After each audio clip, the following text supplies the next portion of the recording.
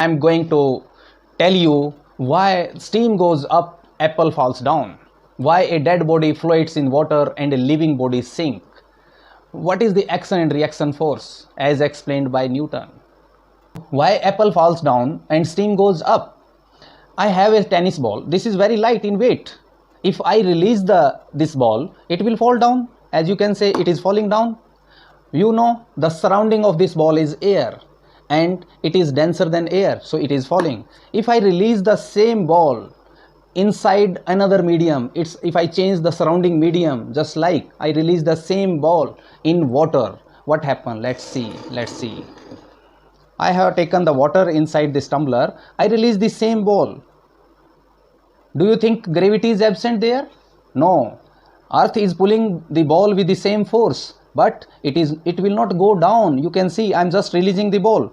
Yeah, it is going up. It means the steam is very lighter as compared to the surrounding air. So steam goes up. It depends upon the surrounding medium. For apple, the surrounding medium is air, that is very lighter, and apple falls down and steam goes up, as this tennis ball is falling down in air and it is moving up inside the water, as you can see.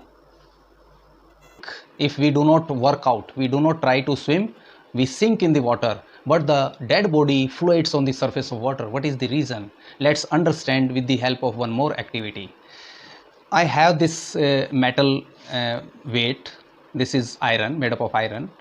You know, it will sink inside the water. We can check easily.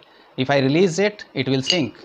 Okay, but the same thing can be floated with the help of air. You know, in dead body, what happens? Bacteria inside the lungs and cavity parts decompose the organs and create air inside the body, and that due to that air the body inflates, and due to that inflation buoyant force acts on the body. Just we can see I have a balloon.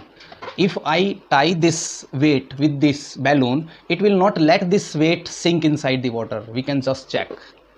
Just like this is air balloon, I am just tying this mass iron weight with this.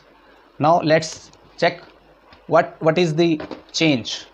Okay, you can see this balloon is not letting this mass sink inside the water. The same thing happens with the dead body. Inside dead body there is a lot of air trapped inside the torso, and due to that buoyant force starts acting on that, and that comes on the surface. This is the reason.